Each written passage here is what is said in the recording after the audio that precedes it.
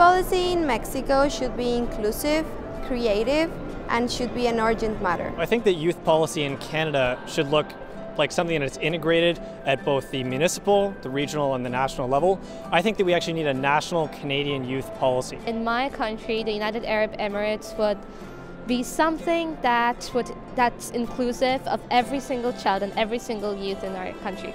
Including people of a more marginalized and vulnerable background, such as young people living with HIV or young people from gender and sexual minorities, young gay men, young transgender women. Youth policy should be a milestone in the new suggestions for the new government to have, since we are one of the 30 countries left in the world without having a public youth policy, so this should be a good start for the future. Concrete youth policy in Australia should look like youth representatives invited to advise at a very senior level every cabinet minister and every policymaker in the country. Concrete youth policies in my country, Azerbaijan, should be practical and help the youth deliver results. Youth policy in the Netherlands should be inclusive and participatory.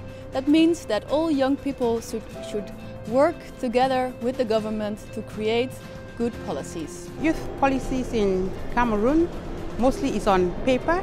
Practically it is not implemented, especially if we look at the social part of it. The youth are left behind.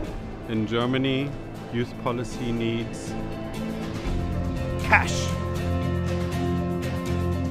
The national youth policy in Somalia should look like cover the youth needs overall in Somalia, and also they have to finalize the priority areas, especially the education. The youth policy in my home country of Finland in the future will be coherent, cross-sectoral and take into account needs of all young people living in Finland. In Iran, youth policy should be a matter of youth collaboration and engagement in decision making.